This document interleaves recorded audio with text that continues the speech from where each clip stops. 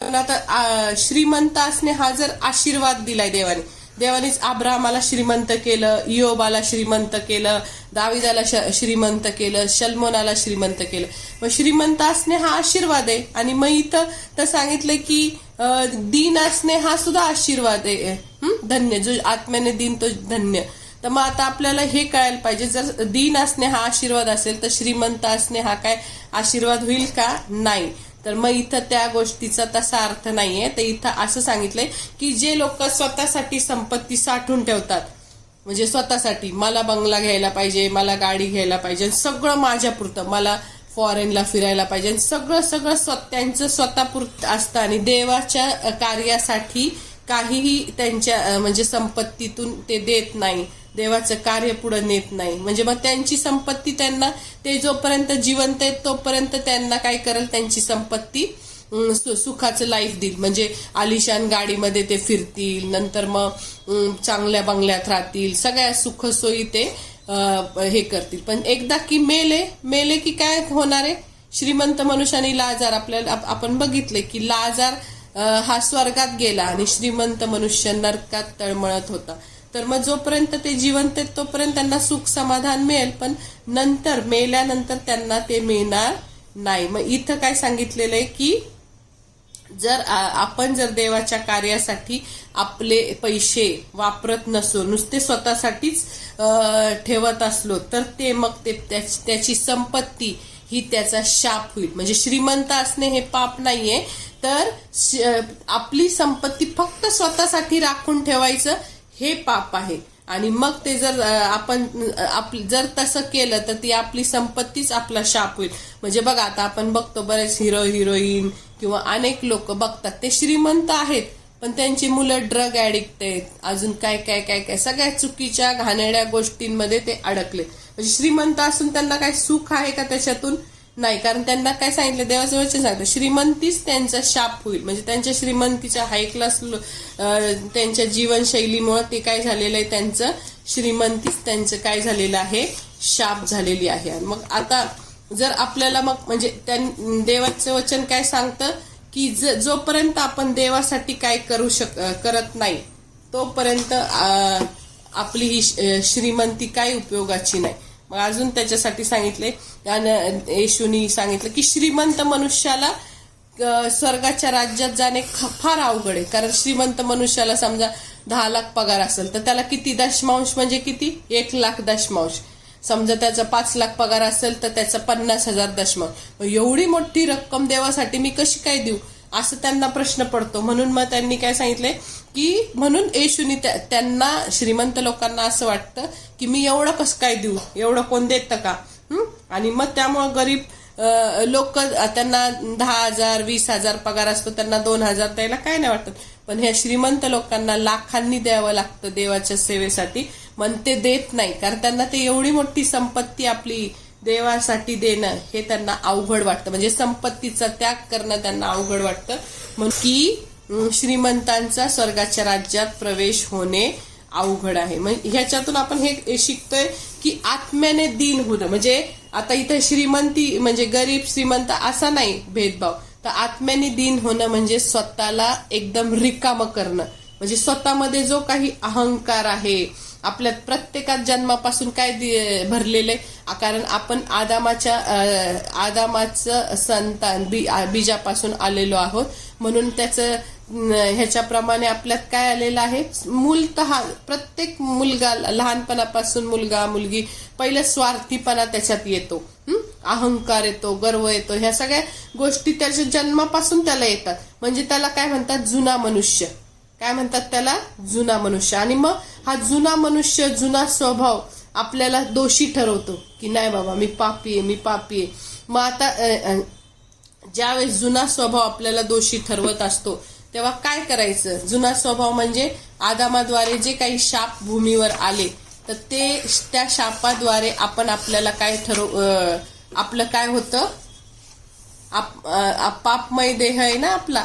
मग त्यामुळं आदामाद्वारे आलेल्या शापामुळं आपला जुना मनुष्य काय होतो, काय असतो, पापी असतो. आणि मग तो पापी मनुष्यला येशू काय करतो, त्यांचं तारण करतो. ज्यावेळेस आपण येशूवर विश्वास ठेवतो तेव्हा तो आपण असं करतो की तो जुना मनुष्य, आपण असा विचार करतो ज्यावेळेस आपण विश्वासाने येशूला तारणारा म्हणून हे करतो, तेव्हा माझा जुना मनुष्य म्हणजे पापी स्वभाव, जुना स्वभाव तो येशू बरोबर रोम 6:6 हा रेफरन्स आहे.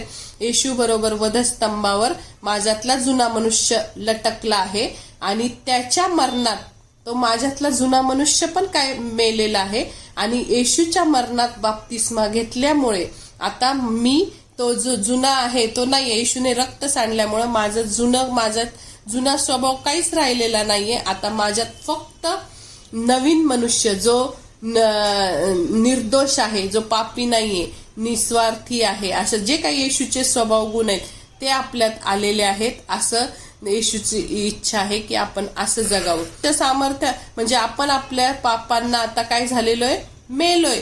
जुना मनुष्य तो आपण कुठं लटकवला, वधस्तंभावर लटकवला. आता नवीन मनुष्य येशूवर विश्वास ठेवल्याद्वारे निस्वार्थी चांगला नवीन मनुष्य आपल्यामध्ये आहे आणि तो आपण घेऊन जगायचंय. मग आता आपण हे आहे का, दोषी आहे का, नाही, आपण पापी नाही, दोषी नाही. तर आपण आता जर तेच विचार करत बसलो की नाही मी पापी आहे तर आपल्याला काहीच करता येत नाही. आपण जर विश्वास नाही ठेवला की मी पापी आहे असंच हे करत बसलो तर आपल्याला विश्वासाने वागता येणार नाही. मग इथं सांगितलंय की जोपर्यंत आपण आत्म्याने दीन होत नाही,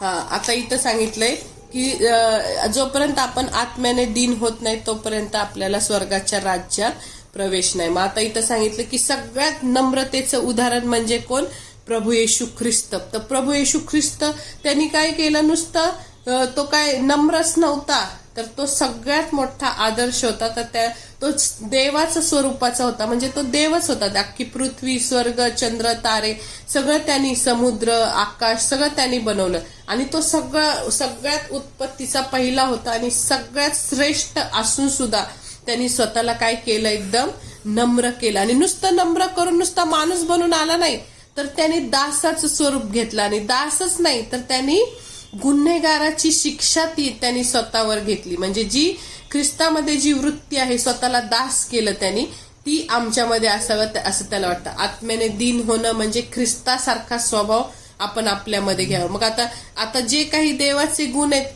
तो संपूर्ण देवाचा चांगला स्वभाव, चांगले गुण सगळे ख्रिस्तामध्ये जशीच्या तसे आहे.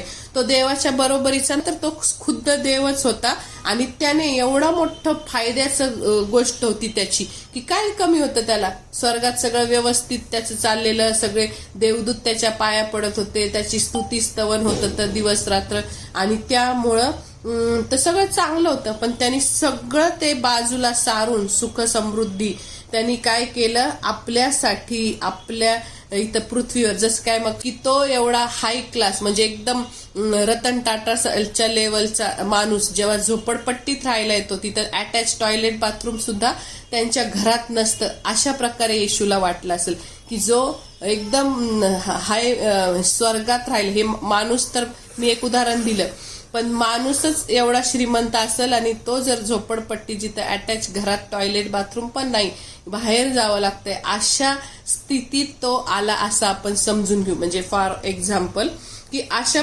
देवाच्या बरोबरीचा असूनही त्याने तो लाभ मानला नाही तर तो स्वतः रिक्त होऊन काय आला, आपल्यासाठी ह्या धुळीने माखलेल्या रस्त्यावर ह्या पृथ्वीवर आला आणि रिक्त झाला, एकदम रिकामं केलं. त्याच्यातलं देवत्व, त्याच्यातला म्हणजे त्यांनी गर्व करण्याचं भरपूर कारण आहेत पण त्यांनी काहीच गर्व केला नाही, सगळं रिक्त केलं आणि रिक्त होऊन नुसताच मनुष्य बनून नाही तर त्यांनी दासाचं स्वरूप घेतलं आणि दास म्हणजे नोकरासारखा बनून तो इथं आला आणि मनुष्य प्रकृती त्याने धारण केली.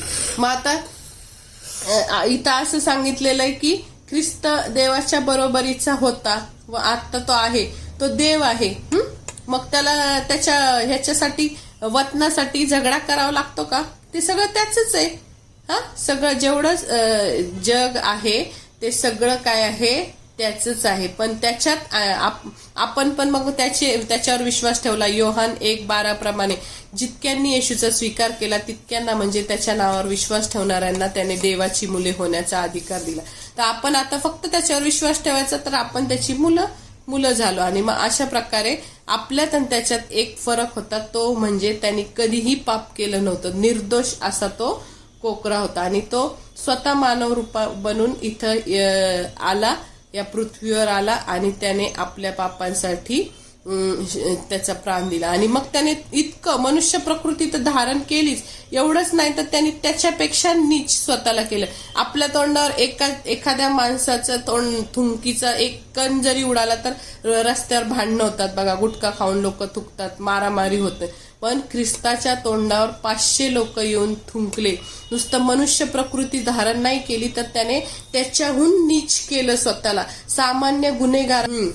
तर मग त्याच्याहून त्यांनी हे केलं. आणि एवढंच नव्हे तर त्यांनी सामान्य गुन्हेगार, यहुदी लोकांमध्ये रोम राज्यामध्ये असं होतं की जो सगळ्यात अट्टल गुन्हेगार होता त्याला सगळ्यात जास्त सगळ्यात वाईट शिक्षा कोणती द्यायची असेल तर ती म्हणजे वधस्तंभावर द्यायची होती. कारण जुन्या करारात लिहिलेलं आहे की झाडावर टांगलेला तो काय आहे, शापित. झाडावर म्हणजेच त्या क्रॉसवर टांगलेला जो आहे तो शापित आहे. मग तिथं हे असलं मरण त्याला अट्टल गुन्हेगारालाच सोसावं लागायचं. मग त्यांनी काही वाईट केलं नाही, फक्त मनुष्य प्रकृतीचा नाही झाला तर त्याच्यावरून आणखी खाली काय गेला, दासाचं स्वरूप गेलं. आणखी खाली काय गेलं, गुन्हेगाराचं स्वरूप घेतलं आणि सर्वात श्रेष्ठ पदावरून सगळ्यात खालच्या पदावर तो गेला. आणि जो सोन्याच्या रस्त्यावरून स्वर्गात चालणारा होता, त्यांनी सर्वश्रेष्ठ होता सगळ्यांमध्ये, त्यांनी स्वतःला अत्यंत नीच केलं आणि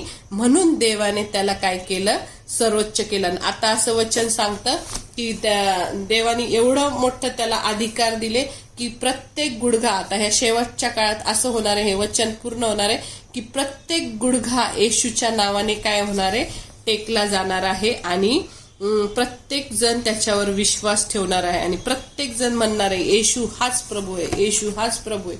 आणि आपल्याला त्याच्या कार्यासाठी तो त्याचा वापर करून घेणार आहे.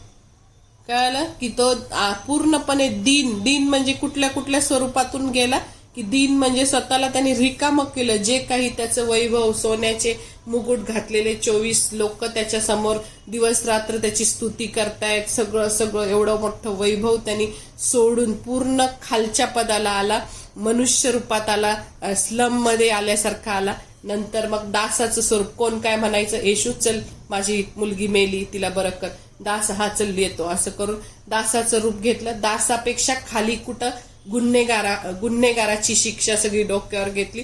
आणि अशा प्रकारे हजारो लोक त्याच्यावर थुंकले, त्याची चेष्टा केली, सगळं त्यांनी आपल्यासाठी, आपल्या पापांसाठी त्यांनी सहन केलं. मग असा जर देव आपल्याला लाभलाय, त्यांनी जर आपल्यासाठी एवढं सहन केलंय तर आपण त्याच्यासाठी काय केलं पाहिजे, आपण आपलं सर्वस्व दिलं पाहिजे. त्यांनी त्याचं सर्वस्व आपल्याला दिलं तर आपण पण आपलं सर्वस्व त्याला दिलं पाहिजे. जे काही आपल्या जीवनात चांगलं आहे ते सगळं त्यांनी केलंय, म्हणून आपणही त्याला आपलं सर्वस्व दिलं पाहिजे. ज्या देवानी आपल्यासाठी एवढं त्रास सहन केला, एवढं वधस्तंभावरचं मरण सहन केलं, त्याला आपण आपलं सर्वस्व द्यायला पाहिजे.